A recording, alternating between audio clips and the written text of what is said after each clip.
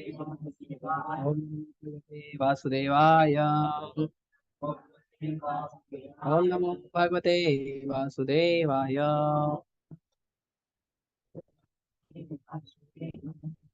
बाप रे, बहुत बड़ा है। तो हम भगवदगीता से पढ़ेंगे आज। ये बहुत महत्वपूर्ण चीजें हैं हमारे जीवन का।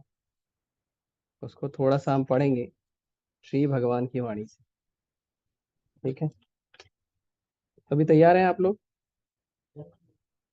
धन्यवाद।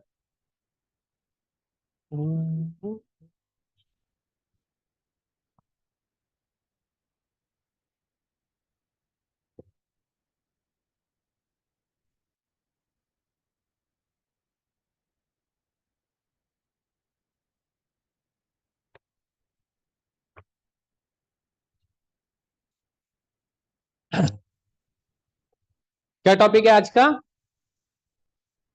या लेट? क्या टॉपिक है आज का? किसी को पता है टॉपिक क्या है? नहीं पता है? वेरी गुड, क्लास में आए हैं, टॉपिक नहीं मालूम। वो तो अभी पोस्टर देख के बोला आपने। हमको पता चल जाता है, ऐसी इतनी विद्या तो मिल गई है। ठीक है, तो हम लोग रिसाइट करेंगे, मेरे पीछे आप लोग बोलिए। विद्या विनय संपन्ने ब्राह्मणे गविहस्तिनि शुनि चैव स्वपाके च पंडिता समदर्शिनी। विद्या विनय संपन्ने ब्रह्मणे गविहस्तिनि शुनि चैव स्वपाके च पंडिता समदर्शिनी। विद्या विनय संपन्ने ब्रह्मणि गविहस्तिनि शुनि चैव स्वपाके च पंडिता समदर्शिन। शब्दार्थ अनुवाद और तात्पर्य कृष्ण कृपा मूर्ति अभय चरणारविंद भक्ति वेदांत स्वामी श्री प्रभुपाद जी के द्वारा श्री प्रभुपाद के धन्यवाद।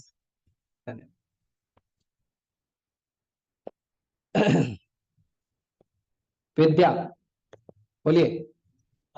शिक्षण, विनय तथा विनम्रता से संपन्ने युक्त ब्राह्मणे, ब्राह्मण में, गवि गाय में, हस्तिनी हाथी में, शुनि कुत्ते में, च तथा एव निश्चय ही स्वपाके कुत्ता भक्षी चांडाल में च क्रमशः पंडिताः ज्ञानी समदर्शिनः समान दृष्टि से देखने वाले।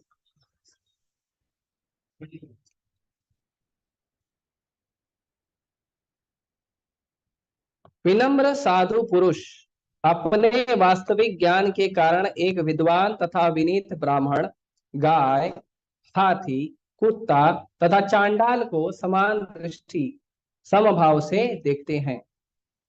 तात्पर्य, कृष्ण भावना भावित व्यक्ति योनि या जाति में भेद नहीं मानता। सामाजिक दृष्टि से ब्राह्मण तथा चांडाल भिन्न भिन्न हो सकते हैं, अथवा योनि के अनुसार कुत्ता, गाय तथा हाथी भिन्न हो सकते हैं, किंतु विद्वान योगी की दृष्टि में यह शरीरगत भेद अर्थहीन है। इसका कारण परमेश्वर से उनका संबंध है और परमेश्वर परमात्मा रूप में हर एक के हृदय में स्थित है। परम सत्य का ऐसा ज्ञान वास्तविक यथार्थ ज्ञान है। जहां तक विभिन्न जातियों या विभिन्न योनियों में शरीर का संबंध है, भगवान सबों पर समान रूप से दयालु हैं, क्योंकि वे प्रत्येक जीव को अपना मित्र मानते हैं। फिर वे जीवों की समस्त परिस्थितियों में वे अपना परमात्मा स्वरूप बनाए रखते हैं। परमात्मा रूप में भगवान चांडाल तथा ब्राह्मण दोनों में उपस्थित रहते हैं। यद्यपि इन दोनों के शरीर एक से नहीं होते। शरीर तो प्रकृति के गुणों द्वारा उत्पन्न हुए हैं, किंतु शरीर के भीतर आत्मा तथा परमात्मा समान आध्यात्मिक गुण वाले हैं। परंतु आत्मा तथा परमात्मा की यह समानता उन्हें मात्रात्मक दृष्टि से समान नहीं बनाती, क्योंकि व्यष्टि आत्मा किसी विशेष शरीर में उपस्थित होता है, किंतु परमात्मा प्रत्येक शरीर में। कृष्ण भावना भावित व्यक्ति को इसका पूर्ण ज्ञान होता है, इसीलिए वह सचमुच ही विद्वान तथा समदर्शी होता है। आत्मा तथा परमात्मा के लक्षण समान है, क्योंकि दोनों चेतन, शाश्वत तथा आनंदमय है, किंतु अंतर इतना ही है कि आत्मा शरीर की सीमा के भीतर सचेतन रहता है, जबकि परमात्मा सभी शरीरों में सचेतन है। परमात्मा बिना किसी भेदभाव के सभी शरीर में विद्यमान है।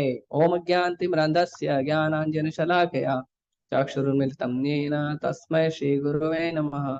श्रीचैतन्यमनोभीष्टं स्थापितं येन भूतले स्वयं रूपा कदा मह्यं ददाति स्वपदान्तिकम्।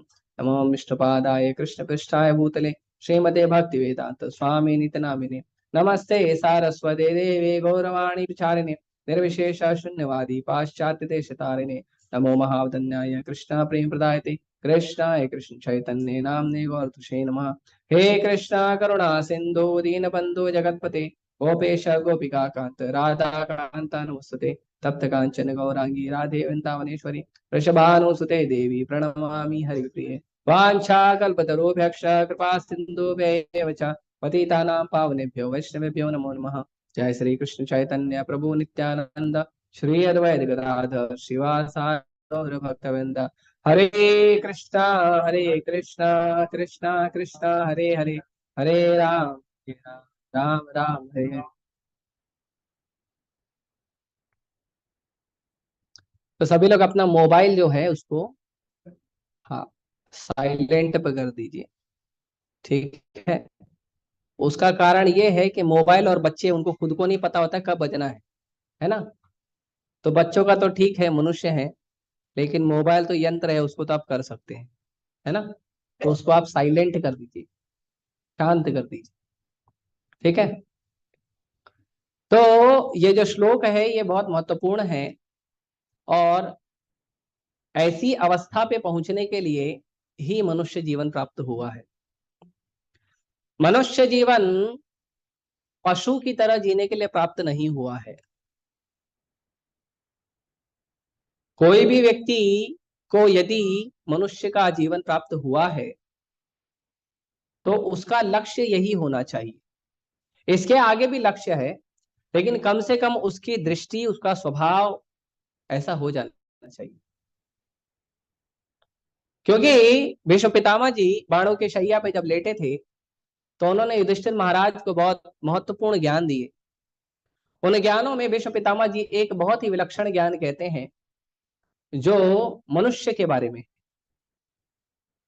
तो भीष्म पितामह जी कहते हैं, आहार निद्रा भय मैथुनम च सामान्य एतत् पशुभिर नराण धर्मो ही तेषाम अधिको विशेषो धर्मेण ही न पशुभिर समान।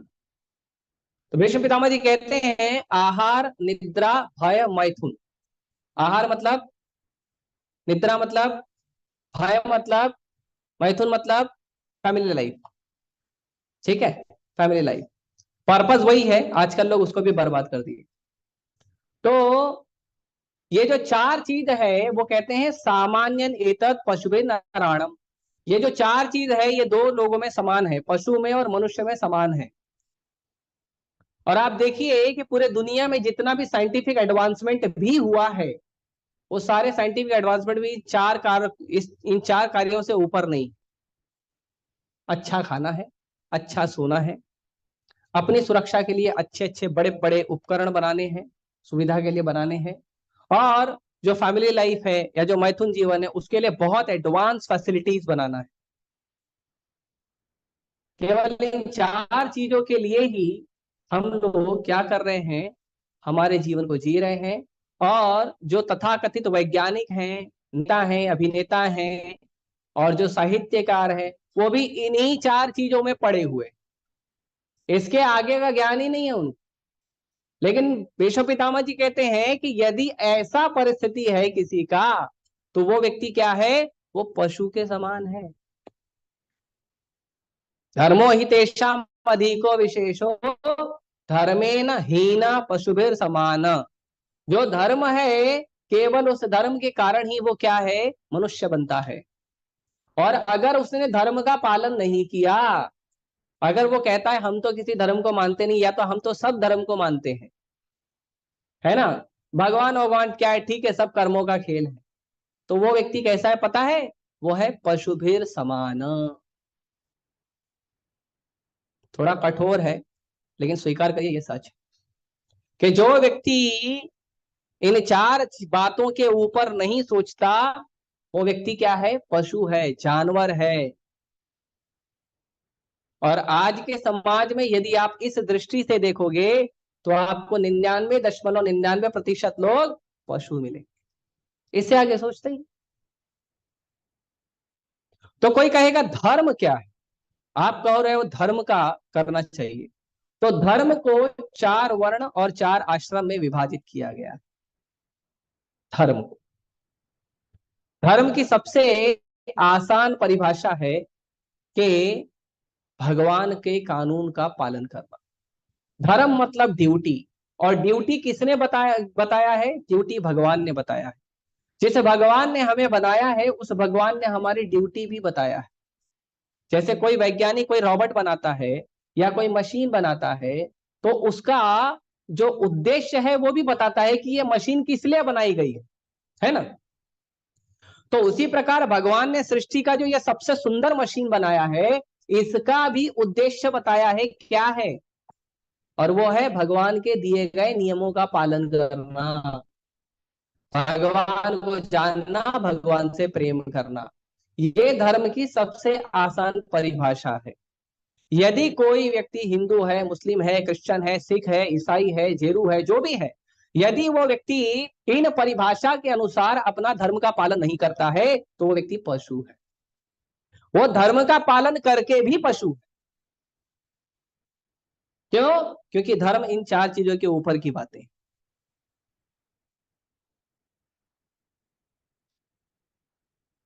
तो धर्म क्या है, तो 4 जो है वर्ण है, और 4 आश्रम और संन्यास, ये 4 आश्रम और 4 वर्ण है, ब्राह्मण, क्षत्रिय, वैश्य, शूद्र। ये जो 4 वर्ण और 4 आश्रम है, ये भगवान ने बनाए, और कोई भी व्यक्ति इन 4 वर्ण और 4 आश्रम को कभी किसी काल में बदल नहीं सकता।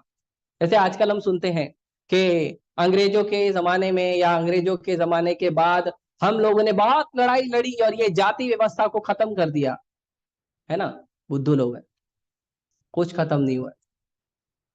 हम प्रूफ कर सकते हैं, कुछ भी खत्म नहीं हुआ है, क्योंकि कृष्ण ने बनाया है, उसे आप कभी खत्म नहीं कर सकते। ठीक है, तो समझेंगे कैसे। तो ब्राह्मण, ब्राह्मण का मतलब है यजन, याजन, पठन, पाठन, दान, प्रतिग्रह। ये ब्राह्मण का काम है। ब्राह्मण का काम है कि यज्ञ करे, यज्ञ करवाए, पढ़ाई करे, पढ़ाई करवाए, दान ले और दान दे। अगर इसको सिंपल अंडरस्टैंडिंग में समझेंगे, तो ब्राह्मण का काम है समाज के सभी वर्गों को ज्ञान देना। तो हम देखते हैं स्कूल कॉलेज बने हुए हैं, उसमें भी टीचर्स अवेलेबल हैं, प्रोफेसर अवेलेबल हैं, वो भी ज्ञान देते हैं। वो ब्राह्मणों का काम है।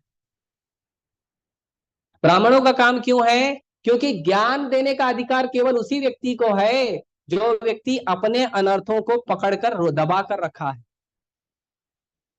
वो व्यक्ति को ज्ञान देने का अधिकार नहीं है जो बोलता कुछ और है, करता कुछ और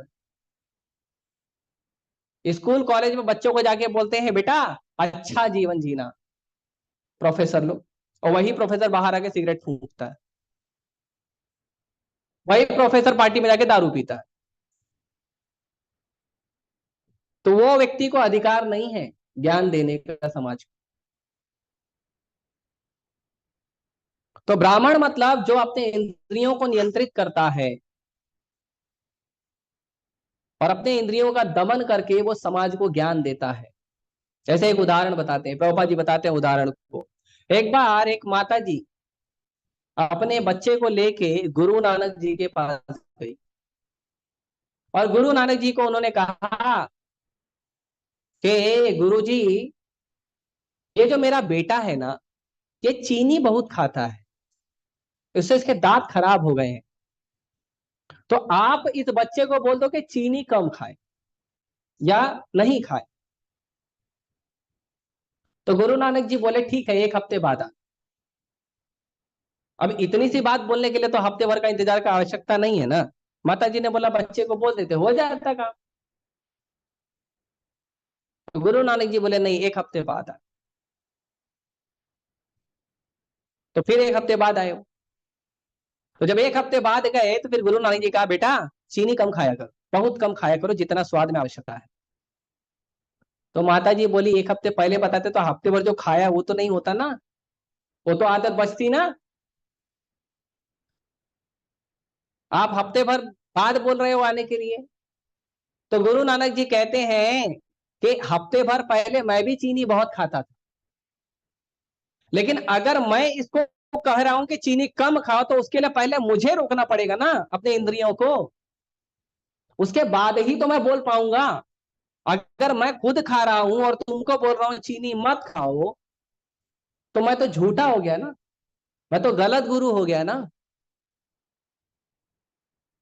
ऐसे महान आचार्य भारत में प्रकट हुए, जो पहले अपने इंद्रियों को नियंत्रित करते हैं उसके बाद समाज को ज्ञान देते हैं। ऐसे ब्राह्मणों का काम। आजकल नहीं, तंबाकू गुटखा बीड़ी सब फूकेंगे और अपने आप को ब्राह्मण बोलेंगे। ब्राह्मण नहीं है वो। ठीक है, सम्मान करिए क्योंकि उस कुल में जन्म लिए हैं, लेकिन ये लोग ब्राह्मण नहीं है। 2 रुपए का धागा लेके कोई ब्राह्मण नहीं बनता। ब्राह्मण बनने के लिए ये क्वालिफिकेशन होना चाहिए, हम पढ़ेंगे। उसके बाद क्षत्रिय। क्षत्रिय मतलब जो समाज की सुरक्षा करता है, जो पुलिस है, मिलिट्री है ना, आरपीएफ है, जीआरपीएफ है, होमगार्ड है, ये क्या है, ये क्षत्रिय है। उसके बाद वैश्य। वैश्य मतलब जो धंधा व्यापार करता है, लेकिन भगवान वैश्य की परिभाषा कहते हैं कि गो कृषि गोरक्ष वाणिज्य। वैश्य का मतलब होता है जो खेती करता है, गाय की रक्षा करता है, और खेती और गाय के रक्षा से उत्पादित जो वस्तु प्राप्त होती है उसका धंधा करता है, उसको कहते हैं बिजनेसमैन, उसको कहते हैं वैश्य। बाकी लोग को वैश्य नहीं कहते। और उसके बाद शूद्र। शूद्र मतलब जो ब्राह्मण का काम नहीं कर सकता, क्षत्रिय का नहीं कर सकता, वैश्य का नहीं कर सकता, वो करता है शूद्र का काम। सोने का काम करना, लोहे का काम करना, चांदी का काम करना, लकड़ी का काम करना, मिट्टी का काम करना। तो ये जो हम देखते हैं ना, मोबाइल बनाना और बड़ी बड़ी बिल्डिंग बनाना और बड़े बड़े हाईवे ब्रिजेस बनाना, ये बिजनेस नहीं है, ये शूद्रों का काम। हमको लगता है हम बड़ा बिजनेस कर रहे हैं। बिजनेस हम इसलिए बोल रहे हैं क्योंकि विदेश लोगों ने हमको सब गलत गलत ज्ञान दिया, हमको पता है गलत ज्ञान। हम लगे अंधा या था, अंधा ओपिनियन माना। एक अंधा आगे चल रहा है, दूसरा हम भी अंधे बन के पीछे चलने लगे। एक व्यक्ति हमारे एरिया में अगर इंजीनियर बनता है, उसका अच्छा जॉब लग जाता है, तो उस एरिया के पूरे माँ बाप सब अपने बच्चों को इंजीनियर ही बनाने में लग जाते हैं। देखो उसका अच्छा जॉब लगा ना, सरकारी नौकरी, तुम इंजीनियर बन जाओ। एक बच्चे का अच्छा डॉक्टर में नौकरी लग गया तो पूरे एरिया वाले बच्चे को डॉक्टर ही बनाने लग जाते हैं, कलेक्टर ही बनाने लग जाते हैं। नहीं, आप अपने बच्चों का गुण देखिए, बच्चों का स्वभाव देखिए, उसके अनुसार बहुत सारी चीजें हैं, कुछ भी करवा सकते हैं। वो नहीं करते। तो ब्राह्मण क्षत्रिय वैश्य शूद्र ये क्या है, ये 4 वर्ण है, और ये शरीर से जुड़े हैं, कि हमें जो शरीर पालन के लिए आवश्यकता है उसके लिए। उसके बाद 4 आश्रम है, ब्रह्मचारी, गृहस्थ, वानप्रस्थ और संन्यास। तो ब्रह्मचारी जो है हर व्यक्ति को बनना चाहिए। ब्रह्मचारी की उम्र है 5 साल से लेकर 25 साल तक व्यक्ति को ब्रह्मचारी रहना चाहिए। ब्रह्मचारी जीवन का मतलब नहीं है कि विवाह करना और माता पिता को छोड़कर रहना, ये सब ब्रह्मचारी का काम है। ब्रह्मचारी का मतलब होता है स्टूडेंट लाइफ, विद्यार्थी जीवन। अब विद्यार्थी अगर उसको विद्या का अर्जन करना है तो उसको घर से दूर रहना चाहिए। लेकिन आजकल घर से दूर जाते हैं तो बाहर बहुत सारे लोग हैं जो गलत ज्ञान दे देते हैं बच्चों को। इसका उदाहरण आप जाइए कोटा नगरी। कोटा जानते हैं आप लोग? राजस्थान में कोटा नाम की जगह है जहाँ पे बहुत सारे इंजीनियर और मेडिकल के बच्चे एंट्रेंस की पढ़ाई करते हैं। जब मैं वहां पे पहली बार गया तो मुझे लगा कि ये नरक है। मालूम है क्यों? 13 साल, 14 साल, 15 साल के बच्चे वहां पे आत्महत्या करते हैं, दारू पीते हैं, गुटखा खाते हैं, ड्रग्स लेते हैं, एक दूसरे के शरीर को गंदा करते हैं। और अगर उनको बोला जाए अपने टीचर से, प्रोफेसर से मार्गदर्शन ले लो, तो एक बच्चा तो मुझे बोलता है सर प्रोफेसर भी यही करने बोलता है। फिर मैंने बोला डॉक्टर को जाके बोलो, तो बोलता है डॉक्टर बोल रहा है कि अगर ये नहीं करोगे तो शरीर खराब हो जाएगा। ऐसे धूर्तों से भरा हुआ है पूरा समाज। तो ब्रह्मचारी का मतलब होता है विद्यार्थी जीवन, विद्या का अर्जन करना, और विद्या का मतलब होता है भगवान के संबंध में दिया गया ज्ञान। जो ज्ञान भगवान के संबंध में है उसको विद्या कहते हैं, और जो ज्ञान में भगवान नहीं है उसको अविद्या कहते हैं। इसके लिए भक्ति विनोद ठाकुर कहते हैं, जड़ विद्या मायारा वैभव तुम्हारा भक्ति बाधा। कि जो विद्या में भगवान नहीं है वो विद्या क्या है, वो जड़ विद्या है, और वो तुम्हारी भक्ति में बाधा है। इसीलिए यदि स्कूल कॉलेज ये सब चीजों की पढ़ाई करनी है तो केवल हुनर प्राप्त करने के लिए करिए, वो अपना कैरियर ऑप्शन मत चुनिए। आपका कैरियर आपका कैरेक्टर बनाता है, किताब के ज्ञान आपका कैरेक्टर, आपका कैरियर नहीं बनाते हैं। अगर आपका कैरियर कैरेक्टर अच्छा नहीं है, बड़े से बड़ी नौकरी और बड़ी से बड़ी डिग्री होने के बावजूद भी लोग आपको सम्मान नहीं करेंगे। लेकिन अगर आपका कैरेक्टर फर्स्ट क्लास है, बिना पढ़े अंगूठा छाप आदमी बहुत बड़ा बड़ा काम कर लेता है। तो कैरेक्टर संस्कार ज्यादा महत्वपूर्ण है। इसीलिए ब्रह्मचारी जीवन में विद्या दी जाती है, भगवान के संबंध में ज्ञान दिए जाते हैं, संस्कार दिए जाते हैं, जिससे व्यक्ति को उसका चरित्र निर्माण हो सके। उसकी उम्र है 5 से 25 साल। बच्चा घर से बाहर रहता है, घर से दूर। 5 साल का बच्चा निकल गया घर से दूर, 20 साल तक गुरु जी के पास, वहीं खाएगा, वहीं बनाएगा, वहीं जंगल से लकड़ी लेके आएगा, वहीं कुकिंग करेगा, वहीं साधना करेगा, भजन करेगा, भंडारा करेगा, आरती करेगा, पूजा करेगा, लोगों से मिलेगा, और अलग अलग अस्त्र शस्त्र की विद्याएं लेगा, कॉमर्स साइंस आर्ट सब वहीं पढ़ाई करते हैं। 20 साल के बाद उस इतना सक्षम हो जाता है कि पूरी दुनिया का अकेला राजा बन सकता है, इतना पावर आ जाता है। लेकिन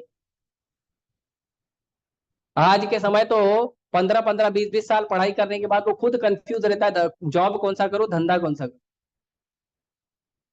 फिर बाद में बोला जाता है एक काम करो, पेपर लेके 10 जगह जाओ, बोलो मालिक रख लो, मालिक रख लो, मालिक रख लो, जो रख लिया वही काम करो। है ना, उसको बोलते हैं इंटरव्यू। मैं साधारण भाषा में समझा रहा हूँ, सबको समझ में आना चाहिए। है ना। अंग्रेजी लोग क्या करते हैं पता है, वो चीजों को एकदम फ्लावरी लैंग्वेज कर देते हैं। फ्लावरी लैंग्वेज समझते हैं, एकदम पुष्पिता वाचाम, एकदम मतलब उसको बढ़िया डेकोरेट कर देते। काम घटिया है, इसको डेकोरेट कर देंगे, बहुत सुंदर काम है देखिए। लेकिन हमारी हिंदी, हमारी संस्कृति इतनी अच्छी है, एकदम शुद्ध जो है वो बता देती तुरंत। करना है तो करो, नहीं करना तो अच्छा चुनो। तो ब्रह्मचारी जीवन महत्वपूर्ण है। फिर ब्रह्मचारी के बाद 25 साल के बाद यदि उस व्यक्ति की इच्छा है कि उसको घर गृहस्थी बनाना है, घर में जरूरत है, तो वो व्यक्ति गुरु की आज्ञा लेकर विवाह करता है। गुरु की आज्ञा लेकर स्कूल कॉलेज में जाकर वो क्या बोलते हैं, लव एट फर्स्ट, क्या है, लव एट फर्स्ट साइट और डिवोर्स एट फर्स्ट फाइट, ऐसा जीवन नहीं जीता है ना। स्कूल और कॉलेज में वैसा जीवन नहीं जीते। गुरु की आज्ञा लेके माता पिता की कृपा से वो विवाह करता है। और फिर वो विवाह कितना समय तक करता है, 50 साल के लिए, 80 साल के लिए नहीं, 25 साल के लिए। 25 साल से 50 साल तक वो गृहस्थ रहता है। जैसे ही 50 साल पूरा हुआ, 50 के बाद क्या आता है, 50 के बाद क्या आता है गिनती में, 51। 51 मतलब वन में जाओ, बच्चों के हाथ में जिम्मेदारी दो और वन में जाओ। आपका काम धंधा व्यापार सब है, सब छोड़ो और वन में जाओ। जो ट्रेनिंग आपने ब्रह्मचारी जीवन में लिया है भगवत प्राप्ति का, उस ट्रेनिंग को अब प्रैक्टिकल करो, पति पत्नी दोनों वन में जाओ।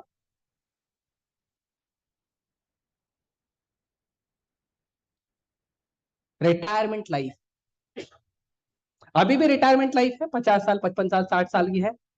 कौन रिटायर होता है। पापा जी बोलते जब तक गोली से मारनी ना दिया जाए, जब तक आवाज दिया के लेकर ना चले जाए, तब तक लगे रहता है उस चीज में।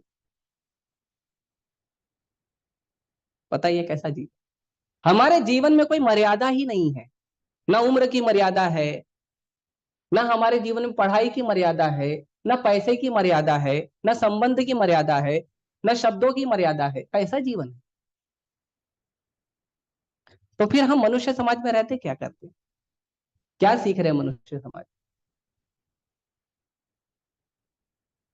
फिर 50 साल से लेकर 75 साल 80 साल तक वो वन में रहते हैं।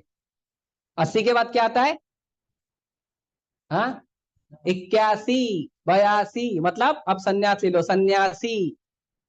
हाँ, बहुत बढ़िया फ्रेम किया है हमारे गिनती को, एकदम परफेक्ट। आपको पता है, बता दिया जाता है इतना उम्र हो गया, निकलो, ये काम करो वो काम करो, एकदम बराबर बनाया गया। अभी स्कूल पे टीचर सिखाई नहीं, टीचर कोई नहीं मालूम, इसके लिए हमको सिखाना पड़ता। क्या कर, फिर संन्यास जीवन लो और भगवत प्राप्ति करो और भगवान के धाम जाओ, संसार के दुखों को पड़ों को खत्म कर दो। इसीलिए 4 वर्ण और 4 आश्रम बनाए हैं। ये पैदा होगा, आध्यात्मिक प्रगति करेगा, भौतिक प्रगति करेगा, भगवान के धाम निकल जाएगा। ऐसा नहीं कि भौतिक प्रगति नहीं करना है, काम धंधा नहीं करना, व्यापार नहीं करना, गाड़ी घोड़ा मोबाइल नहीं लेना, लेना है, करना है, यूज करना है, लेकिन भगवान की सेवा में यूज करते करते अपने जीवन को शुद्ध करके भगवत धाम चले जाना। ये उसका मतलब है, वर्ण और आश्रम का। नहीं तो वर्ण और आश्रम का मतलब क्या क्या निकालते हैं लोग, वो जाति वाले तो इतना मतलब निकाल देते हैं। एक बार एक प्रोफेसर था, बड़ा प्रोफेसर, बीकॉम पढ़ाते थे।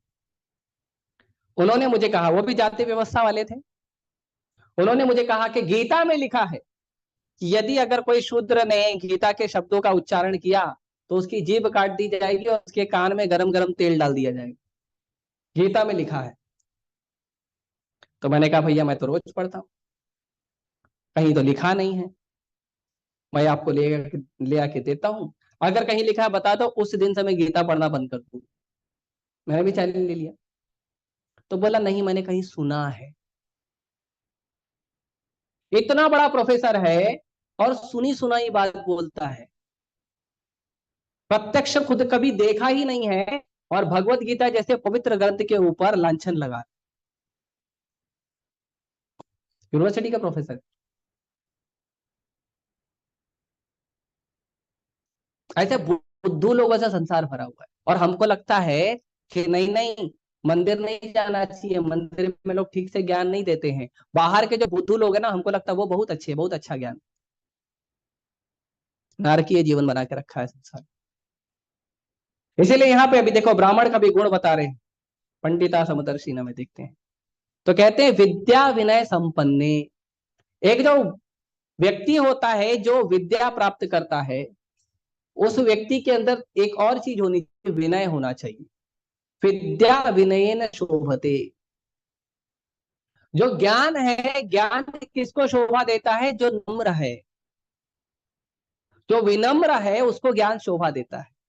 ज्ञान प्राप्त करने के बाद डिग्री लेकर घूम रहे हो, मैं प्रोफेसर हूं, मैं इंजीनियर हूं, मैं डॉक्टर हूं, मैं लॉयर हूं, मैं बिजनेसमैन हूं, और एकदम कॉलर टाइट करके घूम रहे हैं, तो हमने ज्ञान लिया ही नहीं कभी। ज्ञान का मतलब होता है विनयता। विद्या विनय संपन्ने, विनम्रता। मैं कॉलेज में जब पढ़ाई कर रहा था 11वीं क्लास में, तो मुझे उस समय एक प्रोफेसर थे, बहुत अच्छे व्यक्ति थे। तो वो अच्छा चीजों को अच्छे से बताते थे। तो उन्होंने कहा, बहुत सुंदर शब्द का आपने सुना होगा, कि जिस पेड़ पे ज्यादा फल होते हैं वो पेड़ झुक जाता है। जिस व्यक्ति के पास सही सही ज्ञान है, ज्यादा ज्ञान है, वो लोगों को विनम्रता, सबको प्रणाम करेगा, कॉलर टाइट करके घूमेगा नहीं, मैं ब्राह्मण हूं, मैं सीनियर डिवोटी हूं। तो ज्ञान क्या लिया आप? विद्या विनय संपन्न। कैसा विनयता होना चाहिए? ब्राह्मणे का भी हस्ती नहीं। ब्राह्मण है, चाहे गाय है, चाहे हाथी है, सुनी चाहे वह शपाके च, कुत्ता है, कुत्ता खाने वाला चांडाल है, वो कहते हैं पंडिता समदर्शिना। व्यक्ति क्या होता है? समदर्शी होता है, सबको सम्मान करता है। तो पंडित शब्द का यहाँ पे भावार्थ दिया है ज्ञानी व्यक्ति, अंग्रेजी भाषा के अनुसार स्कॉलर। समझे?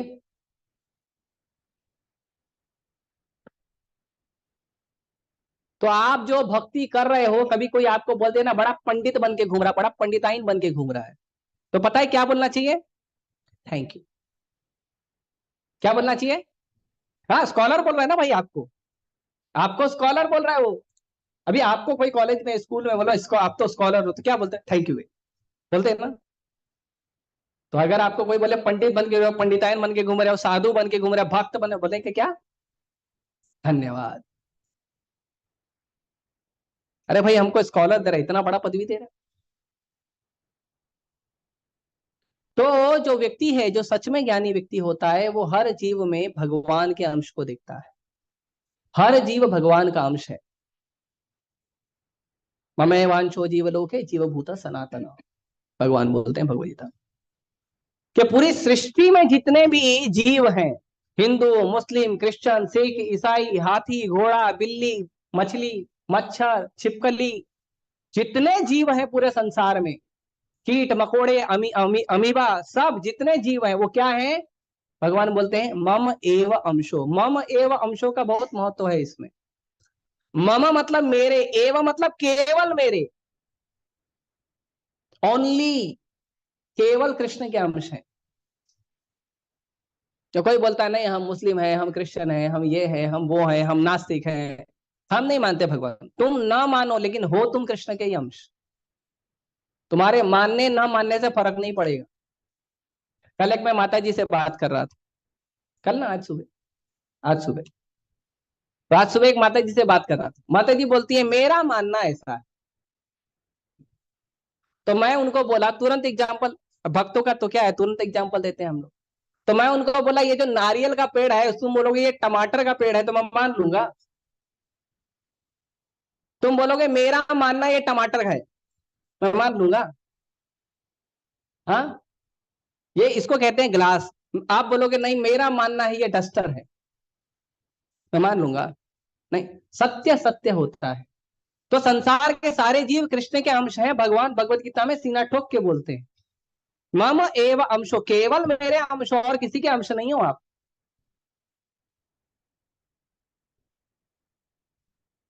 तो ये जो साधु होता है, जो ज्ञानी होता है, जो पंडित होता है, उसको इस बात का ज्ञान होता है कि संसार का हर जीव जो है वो मेरे भगवान का अंश है, जैसे मैं अपने भगवान का हूं। और जब ये चेतना आती है तब संसार के अंदर हमारा भाव हो जाता है वासुदेव कुटुंबकम। ये पूरा संसार कृष्ण का है और ये पूरा संसार एक परिवार है, क्योंकि मैं भी कृष्ण का अंश हूं, तुम भी कृष्ण के अंश हो, संसार का हर जीव कृष्ण का अंश है। तो हिंसा क्यों होगी, मारपीट क्यों होगी, मार काट क्यों होगी, जब आपको लगेगा सब मेरे भाई बहन है? मांसाहार क्यों खाएंगे लोग? जब पता चलेगा वो कुत्ता, वो शेर, वो गधा, वो बिल्ली, वो बकरी, मछली, मुर्गी, ये सब क्या है, ये भी हमारी तरह कृष्ण के अंश हैं, तो क्यों मांसाहार करेंगे लोग? लेकिन देखो होलसेल में चल रहा है कत्ल खाने, लाखों लाखों की संख्या में, एक एक दुकान में, एक एक कंपनी में कत्ल खाने खुले हुए। और बढ़िया एकदम, मैं बोला ना, काम घटिया लेकिन नाम बढ़िया रह देते उसका, KFC। मिलता क्या? चिकन। सिंपल लिखो चिकन बेचने की दुकान, वो नहीं लिखेगा।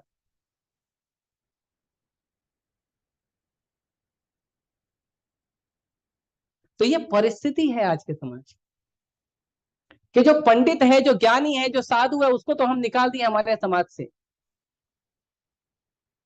क्यों? क्योंकि वो डोनेशन मांगता है। वो आता है घर में तो बोलता है हमको दान दीजिए। अच्छा, साधु को 5 रुपए 10 रुपए दान देने में ना बहुत दुख लगता है, लेकिन होटल में जाएंगे, बैठेंगे और बढ़िया से खाना खाने के बाद 100 रुपया, 200 रुपया, 500 रुपया होटल जो वेटर है उसको टिप देने में दुख नहीं लगता, उसमें प्रतिष्ठा लगती है, जबकि वो वेटर को पगार भी मिल रहा है। चेतना कितनी खराब हो गई है समाज के लोगों की। जो 5 रुपया 10 रुपया 20 रुपया कुछ पैसा लेकर अपना घर चलाएगा, वो व्यक्ति खराब है। और जो व्यक्ति आपको लाके चिकन लाके परोस रहा है, वो व्यक्ति बहुत अच्छा, उसको टिप भी देके जाते हैं। दारू पिलाता है, उसको टिप देके जाते हैं।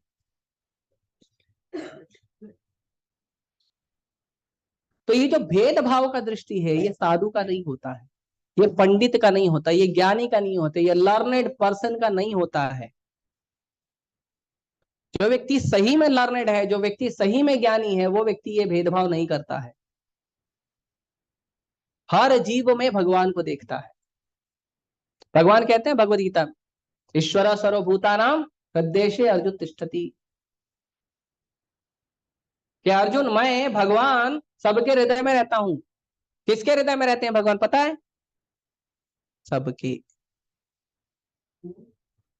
ममे वांशो जीवलोके जीव भूत सनातन। किसके हृदय में रहते हैं? जितने जीव ने संसार में जन्म लिया है, या जितने जीव पूरी सृष्टि में हैं, सभी जीवों के हृदय में कृष्ण रहते हैं, परमात्मा रूप में। सबके हृदय में रहते हैं, कोई ऐसा नहीं है जिसके जिसके हृदय में कृष्ण नहीं रहते हैं। तो एक जो साधु व्यक्ति है, जो ज्ञानी व्यक्ति है, वो देखता है कि ये कृष्ण का अंश है और कृष्ण इसके हृदय में रहते हैं, तो भेद नहीं करेगा, लड़ाई नहीं करेगा, समदर्शी रहेगा, सबसे प्रेम करेगा, जरूरत में काम आएगा। जैसे आप देखिए जो गांव वगैरह होते हैं, तो गांव खेड़े में क्या होता है कि छोटे छोटे घर होते हैं सबके, भले कितना भी अमीर हो, लेकिन घर छोटे छोटे बनाते, कोई बड़ा बिल्डिंग तो बनाते नहीं। अभी गांव में भी होने लगा, क्या करें।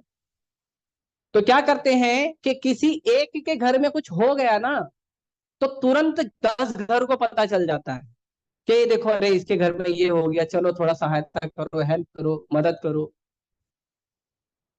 और शहरों में आप देखो फ्लैट सिस्टम, रूम नंबर है। गांव में लोगों को उनके नाम से जाना जाता है, और शहरों में बिल्डिंग के फ्लैट के नंबर से जाना जाता है, A1003, है ना। बताइए, इतना सुंदर माँ बाप ने नाम दिया, पूरी दुनिया में नाम कमाने निकले, लेकिन आपको जानते कैसे हैं? फ्लैट नंबर से। ये हमने एडवांसमेंट किया है, ये प्रगति की है। और ऐसे शहरों में बाजू में पड़ोसी शरीर भी छोड़ देता है तो पता नहीं चलता है।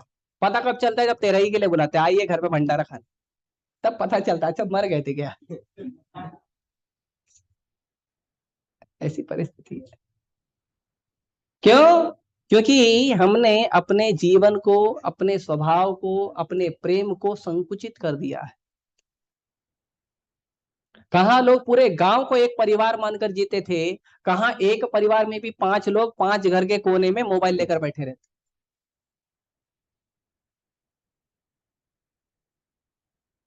समदर्शी तो है ही, प्रेम तो है ही नहीं।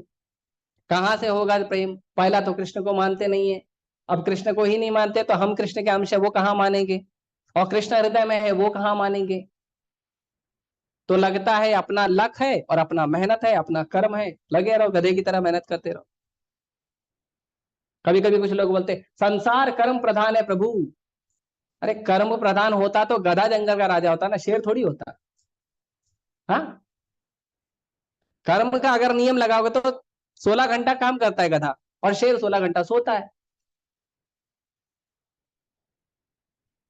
तो राजा कौन होना चाहिए? गधा, मेहनत करता है, लेकिन वो धोबी के घर पे जाके मार खाता है।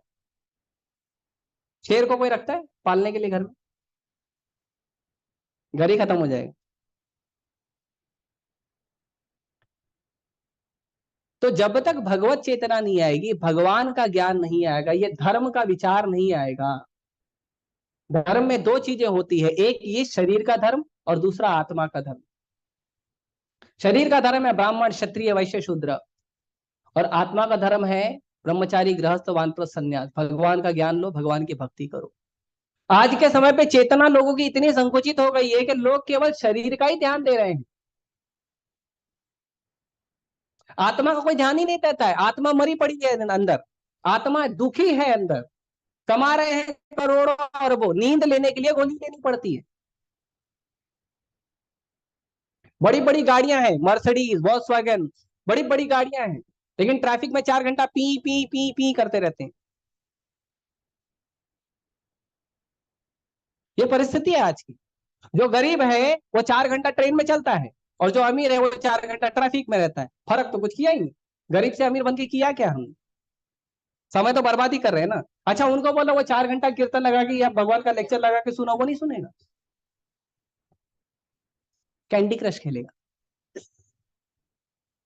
गेम खेलेगा, वीडियो गेम, मूवीज देखेंगे, जिससे कोई ज्ञान नहीं मिलने वाला, जिससे आपको वापस यही समझाया जाएगा कि शरीर के स्तर पे काम करिए, अच्छा खाओ, अच्छा पियो, मेकअप करो, अच्छा कपड़ा पहनो, इस मारो, उसको पीटो, इस देश की लड़ाई हो रही है, उस देश में झगड़ा हो रहा है, इस देश में बम गिर गया है, उस देश में पॉलिटिक्स चल रही है, कांग्रेस आने वाली है, बीजेपी आने वाली है। पूरी चेतना जो है वो संकुचित हो गई। समदर्शी है ही नहीं। और समदर्शी में और एक चीज याद आती है मुझे, जब मैं किसी से मिलता हूं और ऐसे हम बात करते हैं भगवत गीता के आधार पे, कुछ शास्त्रों की चर्चा करते हैं, तो लोग बोलते हैं देखो कितना अच्छा है, आप साधु बन गए, कितनी अच्छी बात है। तो मैं उनको बोलता हूँ अच्छी बात है, तो आपके घर का भी एक लड़का दे, तो मुझे सहायता करेगा, वो भी साधु बनेगा। नहीं, वो नहीं बने। हर इंसान चाहता है कि हमारे हमारे समाज में एक साधु हो, लेकिन कोई ये नहीं चाहता कि वो साधु मेरे घर से हो। ये भेद है। कोई नहीं चाहता है साधु मेरे घर से, साधु घर में आना चाहिए, महात्मा घर में आना चाहिए, घर पवित्र होता है, घर में कीर्तन होता है, भगवान का भजन होता है, तो साधु को घर पे बुलाना चाहिए। लेकिन अपने घर में अपने बच्चों को साधु नहीं बनाना चाहिए। दूसरा व्यक्ति अगर तिलक लगाया है, कंठी लगाया है, धोती कुर्ता पहना है, तो बड़ा तारीफ करते हैं, देखो कितना संस्कारी लड़का है। और अपना बच्चा तिलक लगा ले, कंठी लगा ले, धोती कुर्ता पहन ले, तो बड़ा पंडित बनते फिर रहा है। यही सिखाते थे कोई इस्कॉन वाले। समदर्शी है ही नहीं। समान दृष्टि रखिए। आपको अच्छा लगता है, जैसे हम जब प्रचार करते लोग बोलते हैं देखो महाराज कितनी अच्छी बात है, बाहर तो हम लोग को महाराज महाराज लोग बोलते हैं, तो लोग बोलते हैं देखो महाराज कितनी अच्छी बात है, आप सनातन धर्म का प्रचार करते हैं। तो मैं बोलता तुम भी आ जाओ, साथ में मिलके करेंगे। नहीं, हम कर ही नहीं सकते। हाँ, हम ट्रेनिंग दे देंगे, नहीं आना ही नहीं। हमको क्या करना है? हमको करना है इंद्रिय तृप्ति, आहार निद्रा भय मैथुन, हमको वो करना है। हमको धर्म का ज्ञान नहीं लेना है, हमको धर्म का प्रचार नहीं करना। हमको संसार में पड़े रहना है, पुनरपि जननम पुनरपि मरणम पुनरपि जननी जठरे शयनम। ये हमको बार बार पैदा होंगे, बार बार मरेंगे, बार बार माँ के गर्भ में उल्टा लटक के रहेंगे 9 महीने तक। इसीलिए जो पंडित होते हैं, जो ज्ञानी होते हैं, वो इन बात को जानते हैं, जो प्रामाणिक होते हैं। ऐसा तो पंडित का तिलक धोती कुर्ता पहन के बहुत लोग गलत गलत काम भी करते हैं। और बुरा हो उन बॉलीवुड वालों का, मैं भला हो तो नहीं बोलता, बुरा हो उनका, कि जितनी मूवी में वो लोग साधु महात्मा दिखाएंगे, सब दिखाएंगे एक नंबर का दुष्ट आदमी। हाँ, तुम्हारे घर में आके चोरी किया था उसने, तुम्हारे घर को लूटा था उसने, लेकिन लुटेरा दिखाएंगे साधु। जितना गलत काम करने वाला साधु को दिखाएंगे।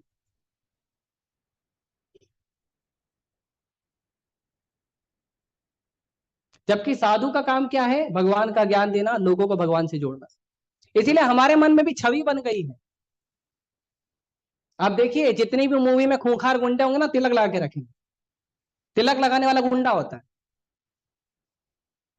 ये छवि बनाई है लोगों ने, बॉलीवुड वालों ने, टीवी सीरियल वालों ने। इसीलिए किसी भी व्यक्ति को यदि अपने घर में सुख और शांति चाहिए, मैं आपको 100% गारंटीड फॉर्मूला दे रहा हूं।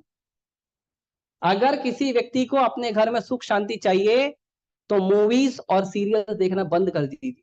गारंटी 50% से सुख शांति आ जाएगी। गारंटी मैं लिखित में देता हूं। क्योंकि जितना कचरा आ रहा है ना, वो ज्यादातर इन जगह से आ रहा है। इतना बड़ा हीरो है अजय देवगन, क्या करता है? गुटखा बेचता है। इतना बड़ा क्रिकेटर है, क्या बेचता है? Back Piper soda.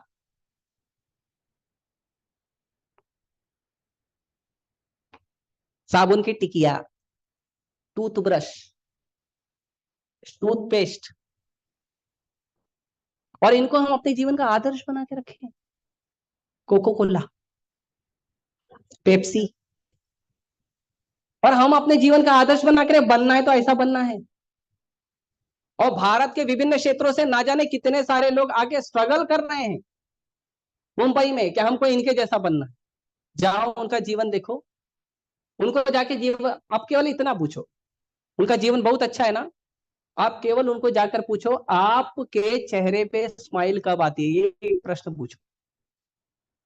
एक प्रश्न पूछो, आपके चेहरे पे स्माइल, आपके हृदय में खुशी कब आती है, वो एक प्रश्न पूछो लोग। हमारे मंदिर में आए थे विवेक ओबेरॉय, उनको हमने पूछा था, तो उन्होंने कहा जब हम कैमरे के सामने होते हैं, क्योंकि हमको प्लास्टिक स्माइल दिखानी पड़ती है ताकि पब्लिक हमको पैसा दे।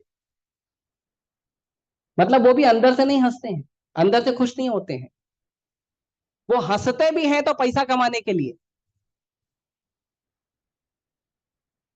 लेकिन आओ हमारे हरे कृष्णा मंदिर में, गौर आरती देखो, श्रृंगार आरती देखो, वो साधु ये मस्ती में नाचता है, एकदम जोर जोर से लोगों का हाथ पकड़ के नाचता है, खुशी में नाचता है एकदम भगवान के सामने। क्या दिया आपने उसको? कुछ नहीं, ना पैसा ना कौड़ी ना कुछ नहीं, बस भगवान का नाम का कीर्तन बजता है और ये नाचना शुरू हो जाता है। इतना हृदय में आनंद और उत्साह है। आप बताओ, आप में से कितने लोग हैं जो सुबह 4 बजे उठ के नाचते हैं? सुबह 4 बजे उठते हैं ताकि हमको नाचना है। मैं करता हूँ, सुबह 4 बजे उठते हैं, नहा दे धोते हैं, भगवान के सामने 4:30 बजे मंगल आरती में जाते हैं, नाचते हैं। कौन करेगा ऐसा? जिसके हृदय में आनंद होगा, जिसके हृदय में खुशी होगी, वो करेगा ना। तो जीवन का उद्देश्य जो है वो हम पूरा भूल चुके हैं, और ऊपर से जीवन में इतना सारा दुख डाल के रखे। क्यों? क्योंकि हम ब्राह्मण बनना नहीं चाहते, क्योंकि हम पंडित बनना नहीं चाहते, क्योंकि हम ज्ञानी बनना नहीं चाहते, क्योंकि हम भक्त बनना नहीं चाहते। इसीलिए इसीलिए प्रभुपाद जी का एकदम स्टैंडिंग स्टेटमेंट है, chant Hare Krishna and be happy. भगवान का नाम जप करो और खुश रहो। हरे कृष्णा कृष्णा कृष्णा हरे हरे, हरे राम राम राम हरे। भगवान का नाम जप करिए, आनंद में रहिए। क्या जरूरत है संसार में दुख पालने की?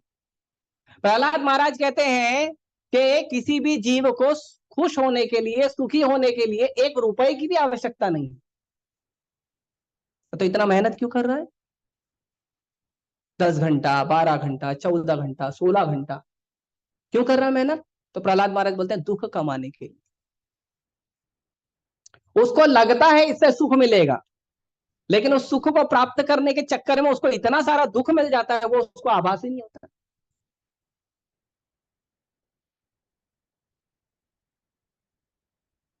कैसी दयनीय परिस्थिति। सोना चांदी के प्लेट में खाने वाले भारत के लोग सोने चांदी के 1 ग्राम के लिए तरसते हैं, और खाते किसमें? थर्माकोल में, प्लास्टिक में, स्टील में और एल्यूमिनियम। ऐसी दयनीय परिस्थिति है हमारी। कहां खाने पीने की वस्तुओं से लोगों के घर में भंडार भरे रहते थे, कहां आंदोलन करना पड़ रहा है, दाल का प्राइस कम करो, राइस का प्राइस कम करो।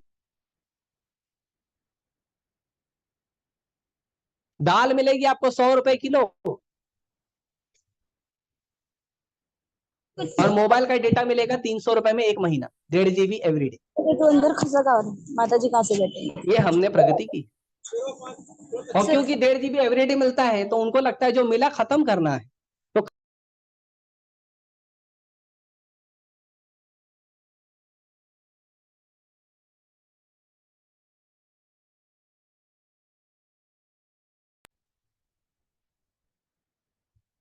तो इसीलिए जब तक हम समदर्शी नहीं बनेंगे, जब तक हम भगवान के भक्त नहीं बनेंगे, जब तक हम भगवान के सेवक नहीं बनेंगे, तब तक ये संसार में दुर्दैवी परिस्थिति रहेगी। जब तक हमारी चेतना नहीं सुधरेगी, जब तक हमारी दृष्टि नहीं सुधरेगी, तब तक हम समाज में दुख झेल रहे हैं और दुखमय जीवन में ही रहेंगे। कोई दूसरा उपाय नहीं है। समदर्शी बनिए, अच्छा व्यक्ति बनिए, भगवान का भक्त बनिए, हर जगह प्रेम देखोगे आप। प्रभुपाद जी को एक बार एक व्यक्ति ने कहा कि आप तो कितने महान संत हैं, आप वृंदावन जैसी पवित्र भूमि को छोड़कर विदेश में गए ताकि आप भगवान के नाम का प्रचार कर सको। सही बात है। प्रभुपाद जी ने कहा मैं वृंदावन के बाहर कभी गया ही नहीं। क्यों? क्योंकि मैं हमेशा अपने हृदय में वृंदावन को लेकर घूमता था। प्रभुपाद जी ऐसे आचार्य हैं, ऐसे आचार्य हैं जो भारत से ले जाके वृंदावन को अमेरिका में स्थापित कर दिया। न्यू वृंदावन सर्च कर लेना इंटरनेट पे, वेस्ट वर्जीनिया में। भारत से ले जाके वृंदावन को वहां स्थापित कर दिए। ऐसे पावरफुल आचार्य हैं। क्यों? समदर्शी है।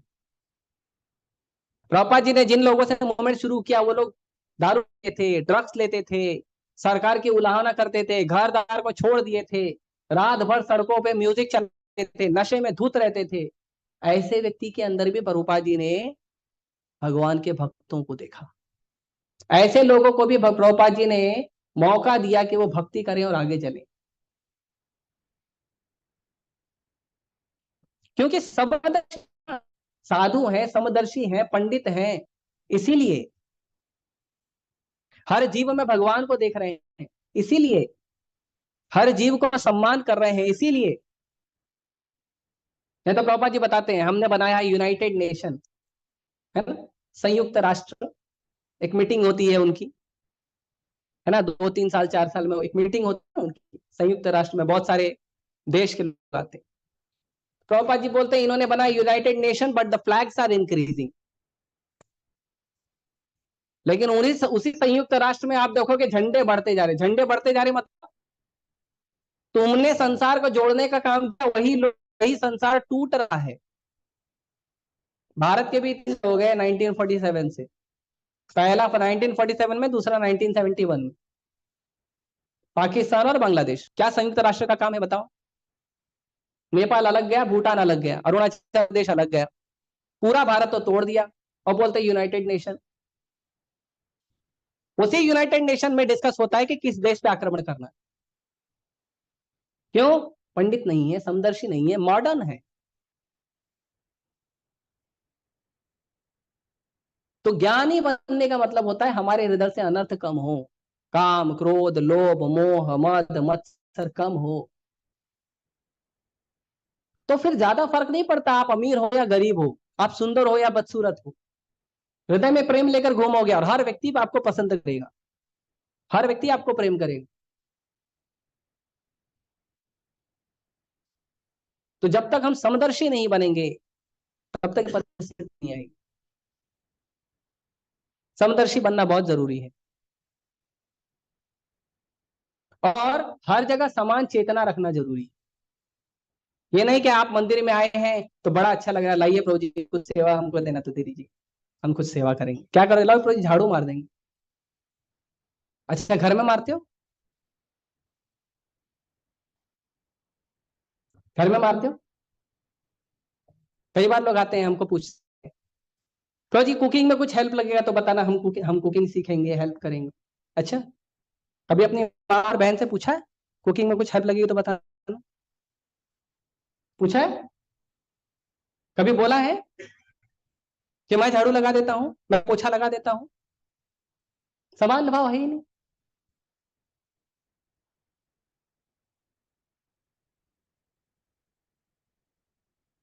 ये समान चेतना है ना, कि सेवा तो हर जगह सेवा ही है ना। नहीं, घर में माँ खटते रहेगी, बहन खटते रहेगी, या घर का जो आदमी है वो खटते रहेगा, एक व्यक्ति खटते रहेगा, बाकी लोग मजे में पड़े बढ़िया। क्या समदर्शी, क्या समझिए। बहुत अच्छा लगता है कोई भक्त हम देते हैं तो कितना अच्छा व्यक्ति है, कितना अच्छा भक्त है, अच्छा लगता है, आनंद आता है। लोग इतने सम्मान से ब्राह्मणों को, पंडितों को बुलाते हैं, लेकिन अपने घर का बच्चा अगर भक्ति करेगा तो अच्छा नहीं लगता है। उसके ऊपर 500 नियम लगाते हैं। और क्यों नियम लगाते पता है? उनको प्रॉब्लम है इसलिए नियम नहीं लगाते, प्रॉब्लम रिश्तेदारों को इसलिए नियम लगाते। अच्छा, रिश्तेदार तुम्हारे घर में खाना पहुंचाता है, वो आएगा 2 महीना 4 महीना 6 महीने में आएगा, एक स्टेटमेंट छोड़कर चले जाएगा, अरे तुम्हारा बच्चा तो भक्त बन रहा है, बस बोल के गया। अब 4 महीने तक वो दोबारा आके वापस वही शब्द बोलेगा, तब तक उस बच्चे को टॉर्चर होता है। क्यों? माँ बाप टॉर्चर करते हैं, क्या भक्ति कर रहे हो तुम, देखो हमारे को समाज थूक रहा है। अरे समाज को जाके पूछो कि आपने कोई अच्छे गुण को, अपने रिश्तेदारों को पूछो कोई अच्छे गुण को विकसित किया है आपके हृदय में। अरे कोई व्यक्ति अच्छा बन रहा है, भक्त बन रहा है, भगवान का सेवक बन रहा है, माँ बाप का सेवा कर रहा है, तो तुमको क्यों तकलीफ हो रही है? ये पूछना चाहिए। एक बार मुझे एक व्यक्ति ने कहा कि तुम तो ब्रह्मचारी बन रहे हो, माँ बाप का सेवा कौन करेगा? और ऐसे समाज में सब लोग ब्रह्मचारी बन जाएंगे तो माँ बाप तो ऐसे रास्ते पे आ जाएंगे। तो मैंने उसको प्रश्न पूछा कि मुझे एक ब्रह्मचारी का नाम बताओ जिसके माँ बाप वृद्धाश्रम में, एक ब्रह्मचारी का नाम बताओ। कि वृद्धाश्रम भेजता कौन है पता है? पढ़े लिखे बच्चे, जिनको माँ बाप गड्डी गड्डी नोट देकर ना पढ़ाई कराते हैं, ये वो बच्चे माँ बाप को भेज देते।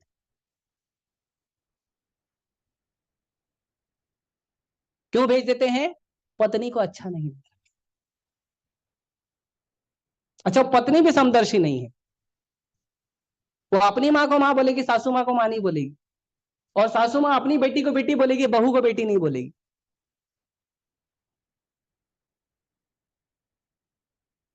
तो जब तक भगवान का भक्ति नहीं करेंगे ना, तब तक समाज में ये कलुषित चेतना आते रहेगी और ये बढ़ते रहेगा, और ईर्ष्या द्वेष हमेशा बढ़ेगा, और हर जगह लड़ाई होगी, ये लड़ाई कहीं खत्म नहीं होगी।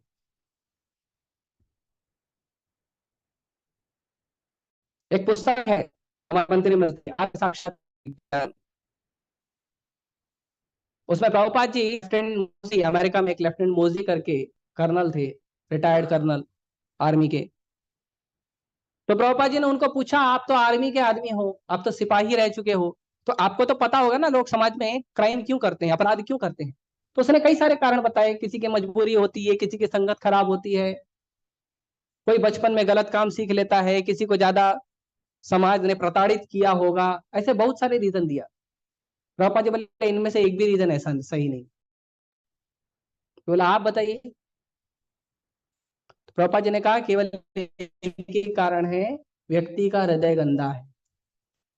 व्यक्ति के हृदय में अनर्थ है, काम क्रोध लोभ मोह मद मत्सर जब तक उसके हृदय में है तब तक वो अपराध करेगा।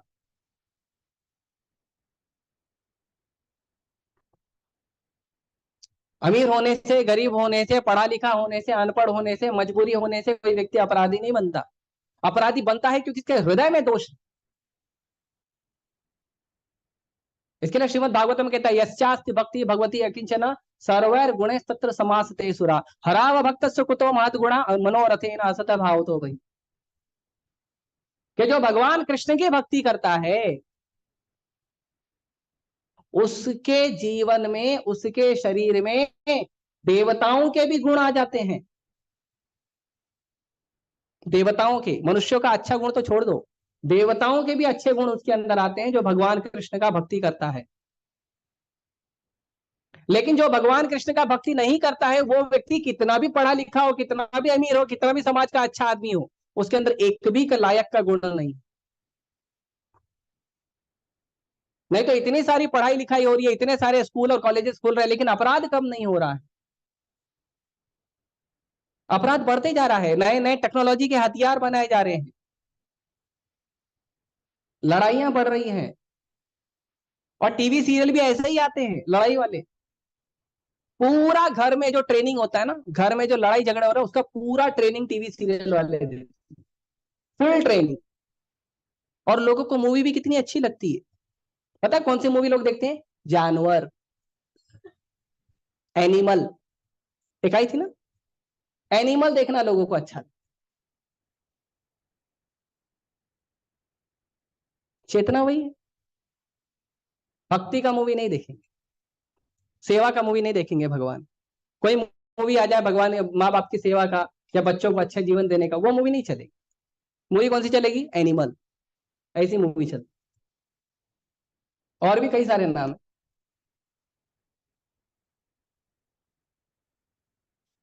तो जब तक भगवान का भक्त कोई नहीं बनेगा उसके अंदर एक भी अच्छा गुण नहीं होगा। डॉक्टर डॉक्टरी का काम करता है क्यों मानो? पैसा लेने के लिए। मरीज को ठीक करना तो दूसरा बात है, पैसा आया तो ठीक होगा, नहीं आया तो भेज देंगे बाहर। वकील वकालत का काम करता है क्यों? पैसा लेने के लिए। स्कूल कॉलेज में टीचर प्रोफेसर जो पढ़ाने जाते क्यों? पैसा लेने के लिए। बोलो फ्री में पढ़ाए। तो एक भी अच्छा गुण नहीं आएगा यदि कोई कृष्ण भक्त नहीं होगा। और यहां देखो सारी चीजें फ्री में, मंदिर में आओ भगवान का दर्शन फ्री, कीर्तन फ्री, प्रसाद फ्री, लेक्चर फ्री, और पर्सनल गाइडेंस, आपके जीवन के लिए जो पर्सनल गाइडेंस है वो भी फ्री है, उसका भी कोई पैसा नहीं लिया जाता। और लोगों को इतना अच्छा लगता है, अपनापन लगता है कि लोग सब कुछ समर्पित कर देते हैं। यहां तक के लोग अपना जीवन समर्पित करके ब्रह्मचारी बन जाते हैं, इतना अच्छा लगता है। इतना अच्छा जीवन है भगवान के प्रति का। क्यों? समदर्शी है, सबको कृपा करते हैं, बिना भेद के बात करते हैं, सबको सम्मान करते हैं। तो ऐसा व्यक्ति बनिए, और ऐसा व्यक्ति बनने के लिए पंडित बनना पड़ेगा। पंडित मतलब साधु भक्त भगवान का बनना पड़ेगा, नहीं तो लोग दुख में जी रहे हैं, दुख में ही जिएंगे, सुख तो मिलेगा नहीं। तो इसीलिए समदर्शी बनिए, समान चेतना वाला बनिए, हर जगह समान भाव रखिए। मैं हॉस्पिटल में, अभी कुछ दिन पहले मैं हॉस्पिटल में एडमिट हुआ था, थोड़ी बीमारी हो गई थी। तो मैं एक डॉक्टर से चर्चा कर रहा था, इस हॉस्पिटल में जो लोग झाड़ू लगा रहे हैं, पोछा लगा रहे हैं, घर में भी लगाते हैं कि नहीं? यहाँ क्यों लगा रहे हैं? पैसा, पैसा मिलेगा तो झाड़ू मारेंगे, पोछा मारेंगे, टॉयलेट लैट्रिन साफ कर देंगे। हाउस कीपिंग बोलते हैं उसको, मतलब नाम बड़ा अच्छा देते हैं, हाउस कीपिंग वाला काम क्या है? टॉयलेट साफ करना।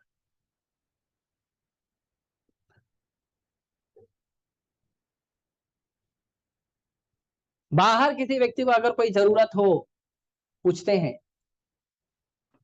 खासकर हमारे ऑफिस में या जहाँ पे काम धाम करते हैं।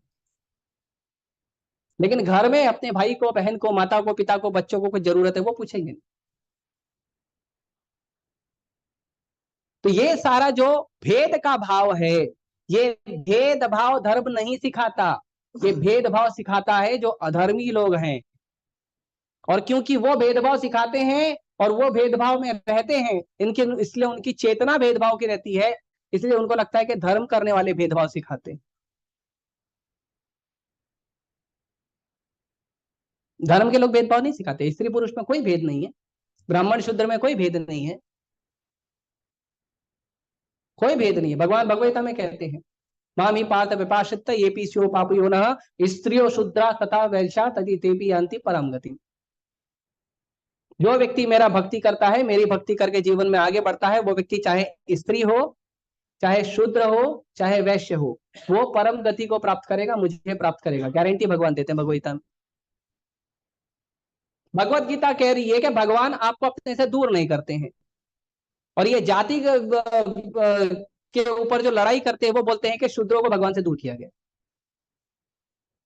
अच्छा मौका देने, चलो आओ मंदिर, इस्कॉन में आओ, इस्कॉन में तो कोई भेद नहीं, नहीं हम भगवान को नहीं देखने जाए। कैसे डबल स्टैंडर्ड लोग हैं। पहले बोलते हैं ब्राह्मणों ने हमको भगवान से दूर कर दिया, और फिर हम बोलते हैं ठीक है अभी तो आओ ना, हम नहीं जाएंगे। तो तुमको जाना नहीं है, भगवान हर जगह है।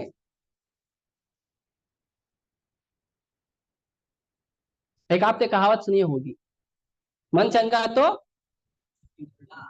ये कहावत पता है किसकी है? हाँ, संत रविदास। रविदास या रैदास कहते हैं। वो क्या थे? वो जात से चमार थे, चमड़े का काम करते थे। और जिस कटोरी में वो चमड़ा भिगाते थे, उसी कटोरी में गंगा मैया रहती थी।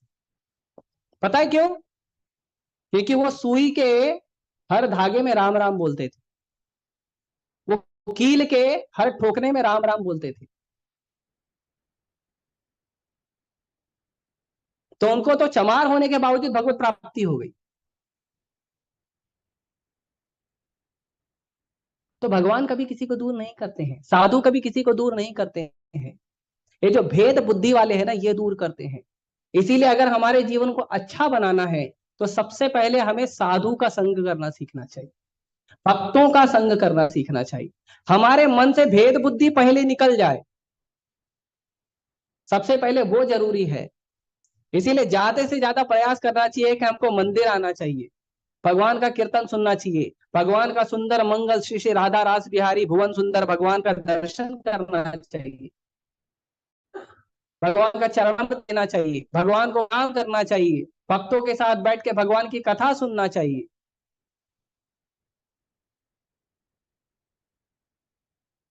तब जाके क्या होता है, हमारे हृदय से अनर्थ कम हो जाते हैं, बहुत फास्ट होता है। वासुदेवे भगवती भक्ति योगा प्रयोजित जनयति आशु वैराग्यम ज्ञानम च तद अहेतुकम। भगवान वासुदेव की, भगवान कृष्ण की जो भक्ति है वो क्या है, वो हमारे हृदय में बहुत जल्दी ज्ञान और वैराग को उत्पन्न कर देती है और हमारे हृदय से बहुत जल्दी अनर्थों को खत्म कर देती है। ये सबसे शॉर्टकट तरीका है अपने हृदय को शुद्ध करने का। भगवान का नाम जप करिए, पवित्र ग्रंथों को पढ़िए, भक्तों का संग लीजिए और प्रसाद खाइए। सब फ्री है इस्कॉन में, किसी चीज का पैसा नहीं लेते हम, और किसी पे भेद भी नहीं है। हमको तो पता भी नहीं है कौन किस जात का है, जितने आके बैठे हैं सब सुनेंगे, सब खाएंगे, सब नाचेंगे, सब गाएंगे।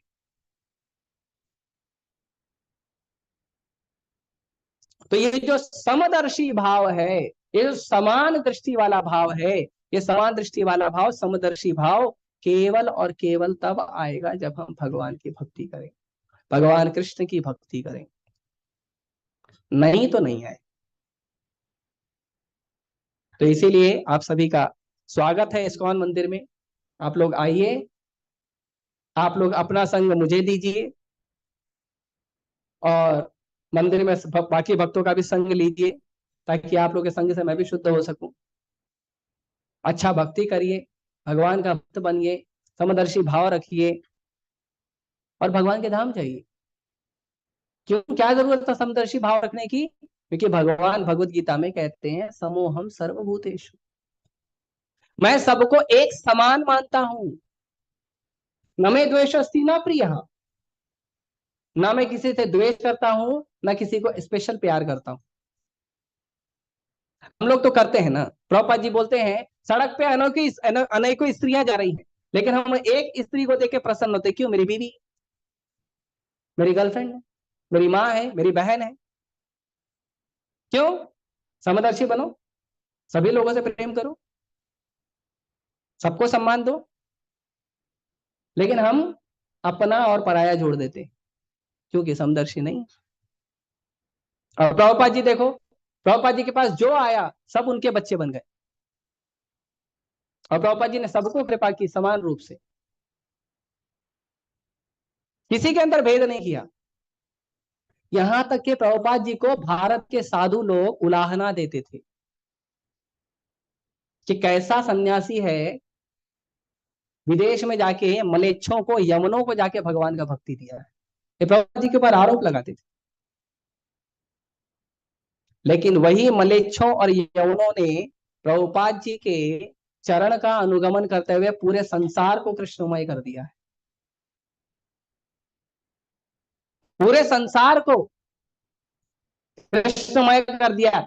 जो भारत के ब्राह्मण नहीं कर पाए, वो प्रभुपाद जी के शिष्यों ने करके दिखाया, केवल हरिनाम के बल पे, केवल भगवत गीता के बल पे।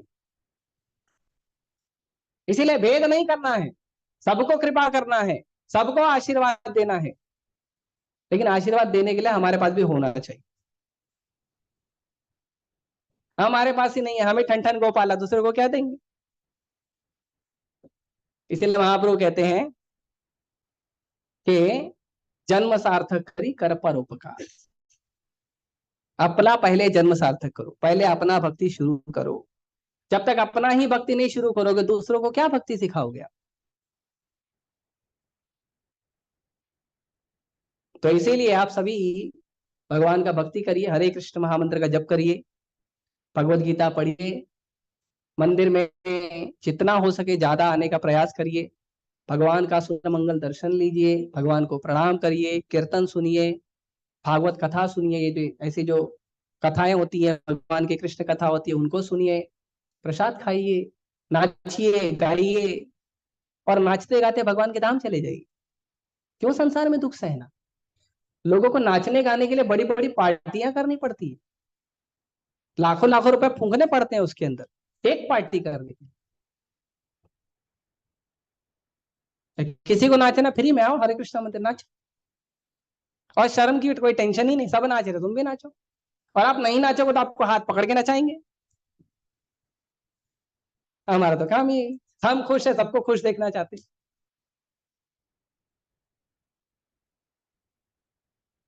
तो जीवन में आनंद को आने दीजिए, रुकिए मत। वो आनंद कब आना शुरू होगा? जब हम करें। तो इतनी आनंदमय है भक्त, इसीलिए साधु का संग करिए, भक्तों का संग करिए, समदर्शी रहिए। जाएगा भेद ही रहेगा तो आप द्वेष किससे करो? सबसे पहले नहीं, तो झगड़ा लड़ाई का बात ही नहीं होगा। सिंपल, आसान है ना? हाँ, ठीक, बहुत बहुत धन्यवाद आप सभी का, इतने देर तक शांति से मुझे सुनने के लिए, सहने के लिए। ठीक है, हरे कृष्ण की, श्रील प्रभुपाद की।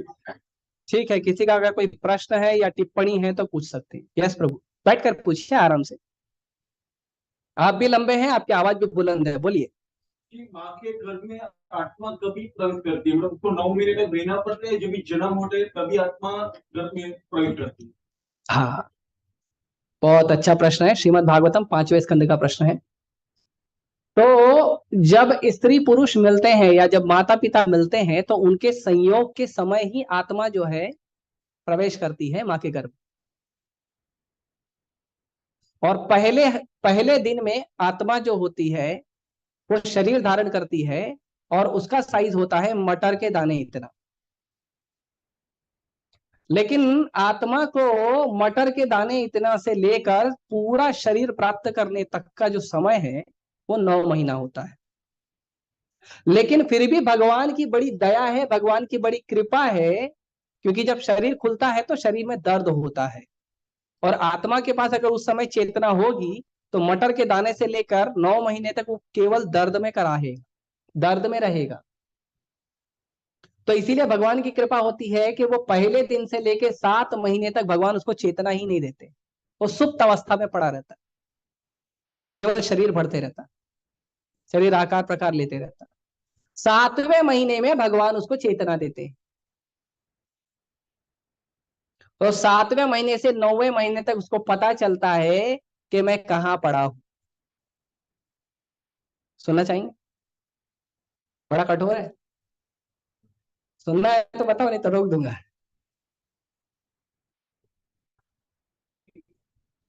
तो वो परिस्थिति होती है, वो कैसी होती है पता है? बच्चा वो एक अंडे में रहता है जो फ्यूज हो जाता है बाद में, एक अंडे में रहता है गर्भाशय, उसी में वो मलमूत्र त्याग करता है, और उसी मलमूत्र में कीड़े मकोड़े पैदा होते हैं, और वही कीड़े मकोड़े को क्या करते हैं, बच्चे के शरीर को काटते हैं। और बच्चे का अंग जो है ना, शरीर बड़ा कोमल होता है, तो उसको काटते हैं। और कब तक काटते हैं? 2 महीने तक लगातार।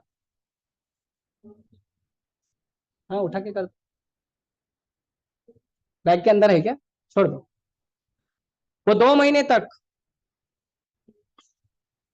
2 महीने तक उस बच्चे को वो असह्य पीड़ा होती है, इतनी पीड़ा होती है कि कभी कभी वो बेहोश हो जाता है, कभी कभी पीड़ा से करा के हाथ पैर मारता है। लेकिन लोग बोलते हैं देखो कितना अच्छा है बच्चा, पैर मार, और बोलते हैं ऑल इज वेल। अरे अंदर ऑल इज वेल नहीं है, अंदर ऑल इज ट्रबल है। हाँ, 2 महीने तक लगातार अंधेरे में, चेतना के अंदर, चेतना तब दी जाती है 2 महीने, 7 महीने से 9 महीने। फिर उसके बाद 9वां महीना पूरा होता है, या जब उसका प्रसूति का समय पूरा होता है तो उस समय शरीर के अंदर एक वेग आता है माँ के, जिससे वो बच्चा बाहर आता है।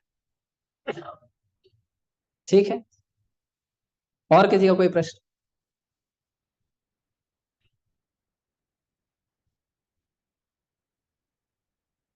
पूछिए, शर्माइए मत। Asking question is a sign of intelligence. प्रश्न पूछना बुद्धिमत्ता की निशानी।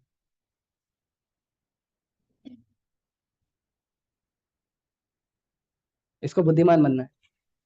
बोलो।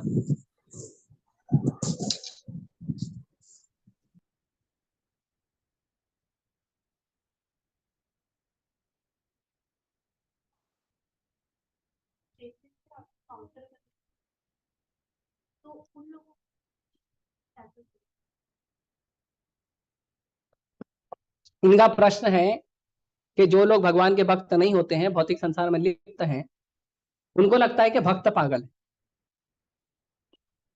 जो भक्ति करें वो पागल लोग हैं, और हमको पता है कि वो पागल है।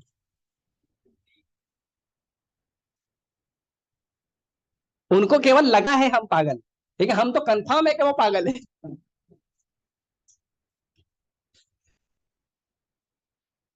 सबसे आसान जवाब है। और बताता हूँ। हाँ, हम तो कंफर्म है वो पागल है, भगवान का भक्ति नहीं कर रहा है। इतना अच्छा सुंदर मनुष्य शरीर मिला है, भारत भूमि जन्म दिया है, इसको प्राप्त हुए, प्रति प्राप्त हुए, ग्रंथ प्राप्त हुए हैं, भक्त प्राप्त हुए, प्रसाद प्राप्त हुआ, भक्ति नहीं करता, गधा नंबर 1।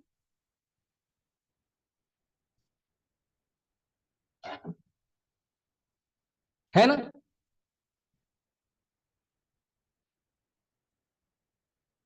प्रश्न है क्या? इतना बड़ा प्रश्न, ठीक है। मुझे पता। तो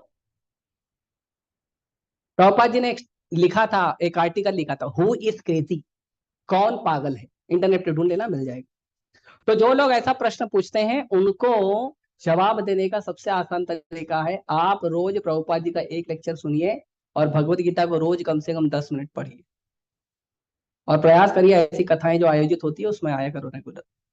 ऐसे ऐसे उत्तर दोगे कि लोग शांत हो जाएंगे।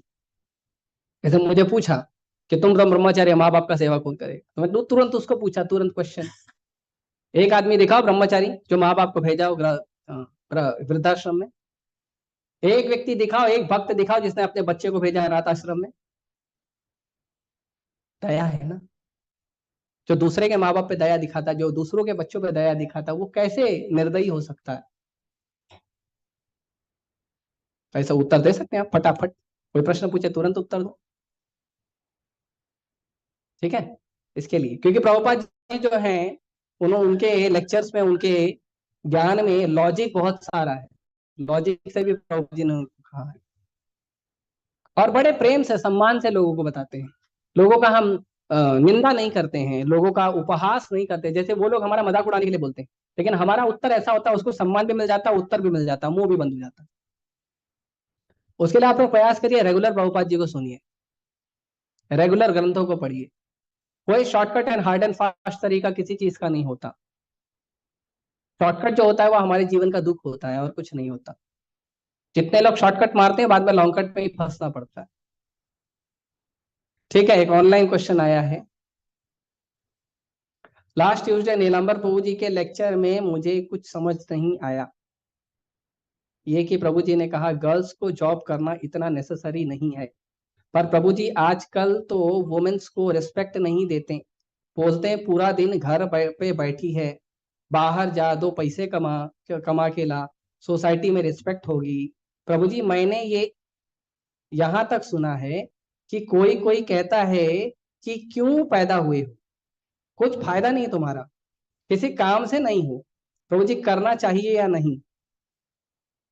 और प्रभु जी क्यों नहीं करना चाहिए वुमेन्स को जॉब? और माता जी, हाँ ये आपको बोला है क्या? हाँ, माता जी बोले, मैं माता जी तो हुई नहीं। हाँ, वो इसलिए लोगों को लगता है कि स्त्रियों को भी आजकल काम करना चाहिए, और प्रभु जी कह रहे हैं स्त्रियों को काम करने की आवश्यकता नहीं है। तो मेरा प्रश्न है, किसी के पास एप्पल का या कोई आईफोन है किसी के पास? लाइए दीजिए। अभी देखिए, ये जो आईफोन है इसमें अलग सॉफ्टवेयर है, और ये एंड्रॉयड है इसमें अलग सॉफ्टवेयर है। दोनों के सॉफ्टवेयर अलग है और दोनों के अंदर चीजें जो है अलग अलग सूट होती है ना। आप इसका सॉफ्टवेयर इसमें डाल सकते हो, इसका सॉफ्टवेयर इसमें डाल सकते हो, दोनों भी मोबाइल है, दोनों भी प्रतिष्ठित कंपनी का मोबाइल है, दोनों भी सेम काम करता है ना, सेम एप्लीकेशन चलाता है। इसमें एक दो ज्यादा होंगे, इसमें एक दो कम होंगे, है ना। लेकिन कोई ज्यादा डिफरेंस तो नहीं है, तो समानता है स्त्री पुरुष में, कोई भेद नहीं है। लेकिन स्त्री को जो है भगवान ने उनके शरीर को बनाया है कि वो घर के कामों में दक्ष होती है, और पुरुष को बनाया है कि वो पुरुष जो है बाहर की चीजों को अच्छे से संभाल सकता है। ये उसका सॉफ्टवेयर है, ये उसका सॉफ्टवेयर है, ये कोई बंदिश नहीं है, कोई भेदभाव नहीं है। और स्त्री अगर बाहर जाएगी तो क्या होगा, शोषण होगा। पहले भारत में कोई स्त्री बाहर नहीं जाती थी, घर में ही रहती थी। लेकिन ये जो वुमेन एम्पावरमेंट वाले हैं, महिला सशक्तिकरण वाले, ये इन्होंने कहा नहीं, स्त्री को घर से बाहर निकालिए। क्यों? क्योंकि ये जो महिला सशक्तिकरण वाले हैं, इनके पीछे सारे असुर लोग हैं, इसको बनाने वाले, कि जब तक भारत की स्त्रियां घर से बाहर नहीं आएगी, आप शोषण कैसे करोगे? जब तक वो अपने पिता और भाई के संरक्षण से बाहर निकलेगी, आप उसका शोषण कैसे करोगे? जब तो बुलाना पड़ेगा, तो शोषण होगा। एजुकेशन तो पहले दोनों का होता था, स्त्रियों का अलग गुरुकुल होता था, पुरुषों का अलग होता था, दोनों को सेपरेट ज्ञान दिया जाता था। अभी यहाँ पे ही देखिए, स्त्रियां अलग बैठी, पुरुष अलग बैठे, कॉलेज की बेंच में दोनों साथ में बैठते हैं। अरे भाई, योगी है क्या, ध्यान लगा लेगा पढ़ाई पे? योगी है स्त्री तो, लड़का लड़की दोनों योगी है, लड़का लड़की दोनों जवान है, दोनों बाजू में बैठे और उनका ध्यान पढ़ाई में लगेगा। ये कहाँ का लॉजिक है भाई? तो स्त्रियों को घर से बाहर निकलना, स्त्रियों को जॉब पर जाना, इसके लिए हम मना नहीं करते हैं, पर आवश्यकता नहीं है, जरूरत नहीं है। आप बाहर जाकर जितना कमाओगे या घर में बैठकर जितना नहीं कमाओगे, वो दोनों आपको घर बैठे ही मिलेगा, क्योंकि वो आपके कर्मों का है। आप बाहर भी जाके कमाओगे तो उतना ही मिलेगा, क्योंकि आपके कर्मों का है। और आप घर में बैठे रहोगे, घर में सेवा करोगे, तो भी क्या होगा, तो भी आपके कर्मों का भगवान आपके पति को, पिता को भी दे देंगे, वो लाके देगा आपको। और आपके कर्मों का वस्तु आपको प्राप्त होने से कोई रोक नहीं सकता, ब्रह्मा जी नहीं रोक सकते हैं। लेकिन कोई कहता नहीं, हम बाहर जाएंगे, जॉब करेंगे, इंडिपेंडेंट बनेंगे, तो देखो कितना शोषण हो रहा है। भारत को जब तक वैदिक काल था, एक केस बताइए रेप का, एक केस। प्रयास किया गया था, महाभारत हो गया था, एक केस। और जब से ये अंग्रेजों के सिस्टम को हम फॉलो कर रहे हैं, लाखों करोड़ों की संख्या में भारत में स्त्रियों का रेप होता है, लाखों करोड़ों की संख्या में प्रताड़नाओं के केस रजिस्टर्ड है। कईयों के तो केस ही रजिस्टर नहीं होते हैं, क्योंकि आदमी जो है बड़ा पैसे वाला है। अच्छा, अपने घर में अपने पिता और अपने भाई का बात सहन नहीं होता है, बाहर जाके बॉस का गंदा गंदा गाली जरूर सुनेंगे। ट्रेन में, बस में धक्के खाते हुए एक दूसरे के पुरुष का गाली जरूर सुनेंगे। तो देखिए, ये कड़ी सच्चाई है, इसको स्वीकार करिए। हम मना नहीं करते, कोई जॉब करना चाहता है करे, किसी की इच्छा है या किसी के घर की मजबूरी है करे, हम मना नहीं करते, लेकिन आवश्यकता नहीं है। तो बोले घर में बैठ के क्या करेंगे? घर में हजारों काम, घर में हजारों काम है। घर की सफाई करना, घर में कुकिंग करना, घर का सजावट करना, बहुत सारे काम हैं। ये तो अभी हम निठल्ले हो गए हैं, लोग आलसी हो गए हैं, इसके लिए घर के और कामों को कम कम करते जा रहे हैं। वरना बहुत सारे काम होते हैं घर में। और जो घर की गृहिणी है, वो जानती है घर में बहुत सारे काम होते हैं। गांव में ट्रेनिंग दी जाती है, फिर शहर में तो ट्रेनिंग ही नहीं दी जाती। शहर में तो, क्षमा कीजिएगा, आप लोग दुखी मत मानिएगा, शहर में तो एक स्त्री ग्रेजुएशन कर रही है, उसको तब तक केवल 2 ही आइटम बनाने आता है, चाय और मैगी। दुख मत मानिएगा, ये सच बता रहा हूं। मैंने ओपन क्लास में, मैं जब कॉलेज में पढ़ाता था तो ओपन क्लास में यह प्रश्न पूछा था और मैक्सिमम आंसर यही आया था, सर हमको चाय और मैगी बनाने आता है, बस और कुछ नहीं आता है। क्यों? लड़का लड़की में कोई भेद नहीं है। 10 साल 12 साल की उम्र से काम शुरू कर दो, कुकिंग करना सीखना शुरू कर दो, घर का साफ सफाई करना सीखना शुरू कर दो, खुद का कपड़ा धोइए।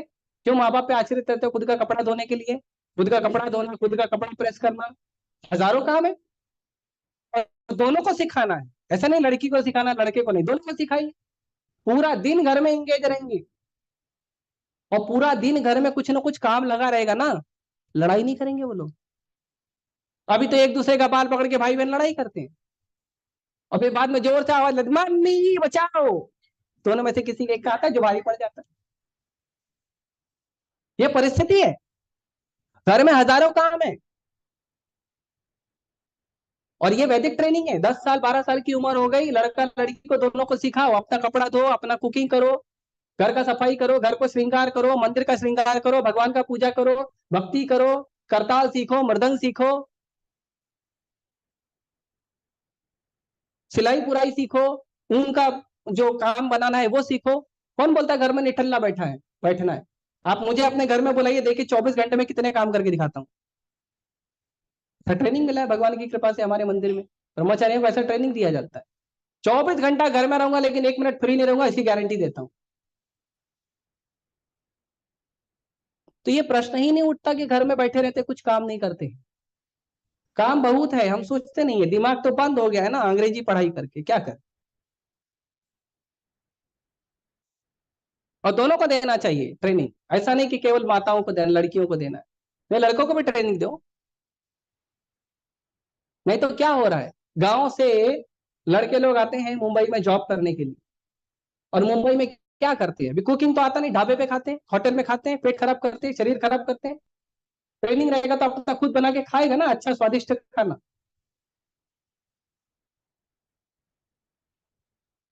तो क्या, हम तो भेद नहीं करते, हम नहीं बोलते लड़की लड़का में कोई भेद, लेकिन स्त्री का शरीर डिजाइन किया गया है, वो घर को बहुत अच्छे से संभाल सकती है, बांध के रख सकती है। आज स्त्री घर से बाहर जाती है, इसके लिए पूरा घर बिखरा हुआ है। पहले स्त्रियां घर में रहती थी तो एक घर में 40-40 50-50 लोग ज्वाइंट फैमिली के नाम से रहते थे। आज स्त्रियां घर से बाहर जा रही है तो घर के 4 आदमी भी एक साथ नहीं रह पाते। ये सच्चाई है कड़वी, देख लीजिए। तो इतना टैलेंट, इतनी चीजें पढ़ी है और कुछ नहीं है तो भगवत गीता पढ़ो, भागवतम पढ़ो, लेक्चर सुनो, हफ्ते में 1 दिन 2 दिन मंदिर आओ, भक्तों का संग करो। कितना काम है, कौन बोलता काम नहीं है? तो दोनों को काम है, लड़की लड़का दोनों को काम है। आओ तो सही, सीखो तो सही, हम सिखाएंगे, फर्स्ट क्लास ट्रेनिंग देंगे आप। जेंटलमैन जेंटलमैन आदर्श बनाएंगे आप। आइए इस्कॉन में ट्रेनिंग लीजिए, सबको स्वीकार है। हमारे राधा रास बिहारी के लिए माताएं भी कुकिंग करती हैं, प्रभु जी भी कुकिंग करते हैं। कितना आइटम बनाते पता है? हमारे राजभोग में चढ़ता है कम से कम 17-18 आइटम चढ़ता है। हमारे संध्या भोग में 13-14 आइटम चढ़ता है। शयन भोग में 6 आइटम चढ़ता है। इतना आइटम बनाते हैं भगवान के लिए, कितना ट्रेनिंग है। और जब बड़ी बड़ी व्यास पूजा होती है, जैसे प्रभुपाद जी का व्यास पूजा होता है, जन्माष्टमी होता है, 2500 आइटम, 3000 आइटम। आदमी सुन के चक्कर में आ जाएगा, बिना कांदा लहसुन के, बिना नॉनवेज के इतना आइटम कैसे बनता है? आओ देखो। तो ट्रेनिंग ही नहीं है, कुछ आता ही नहीं है। झाड़ू मारने नहीं आता है। लोग मंदिर में आते बोलते प्रभु जी कुछ सेवा करूं, ठीक है लो झाड़ू मारो। झाड़ू मारने नहीं आता, उनको पकड़ के हाथ सिखाना पड़ता। और नहीं तो आप सुबह 7 बजे आ जाइए, 7 से 7:15 झाड़ू मारने का टाइम होता है मंदिर में सुबह। आप देखिए जो नया आदमी कैसे झाड़ू मारता है और जो भक्त है वो कैसे झाड़ू मारता। तो हम जो है, जो जीवन के लिए जरूरी कला है वो नहीं सीखना है, जाके बाहर 4 कौड़ी कमाना है, जाके बाहर 4 लोगों का गाली सुनना। पुरुष है समझ सकते हैं, स्त्रियां भावुक होती हैं, दुख लगता है उनको ज्यादा।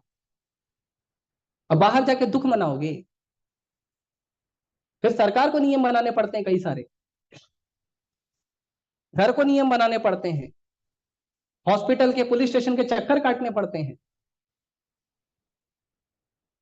दोनों पहलू देखिए, केवल फायदा मत देखिए। एक बुद्धिमान आदमी किसी भी काम में फायदा नुकसान दोनों देखता है। ये मेरा उत्तर है। और अगर कोई सहमत नहीं है, संतुष्ट नहीं है, तो क्षमा कर दीजिए। अगर दुखी है तो 2 पूरी ज्यादा खा ली, ठीक है। हरे कृष्ण। हो गया। श्रील प्रभुपाद की। हरे कृष्णा कृष्णा कृष्णा हरे हरे, हरे राम राम राम हरे हरे।